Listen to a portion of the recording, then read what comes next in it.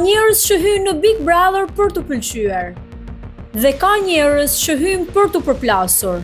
Roger Sterka i përket kategorisë së dytë, që në momentin kur u shfaq në shtëpinë e Big Brother VIP Albania, u kuptua se ai nuk ishte ardhur për të luajtur rolin e të qetës.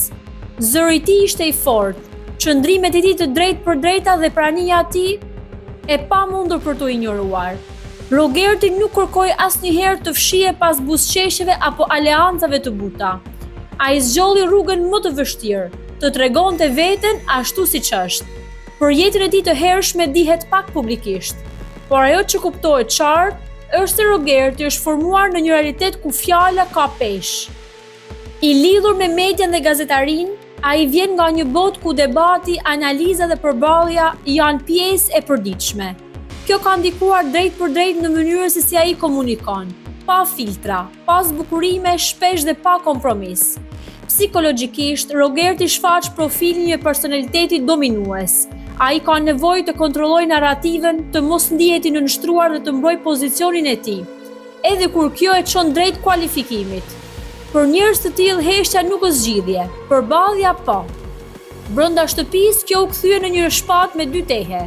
Nga njëra anë ai u pasi njëri që tregonte të vërtetën në sy, që nuk duron pa drejtësinë apo hipokrizinë.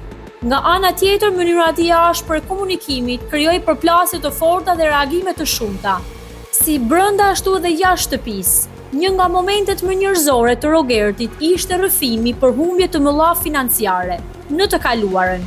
Aty për herë të parë publiku pa një anë tjetër të tij, jo atë që sulmon, por atë që ka rënë, ka gabuar dhe është përballur me pasojat.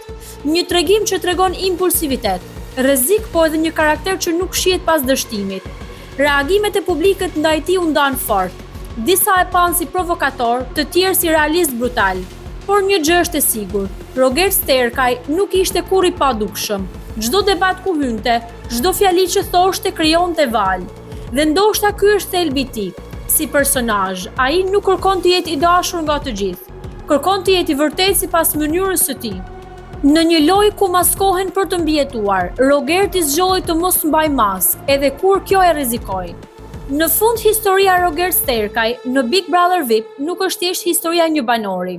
Është historia e një karakteri që provokon, ndan mendime dhe detyron publikun të zgjellë, të pranosh apo të refuzosh, sepse indiferent askush nuk mbetet.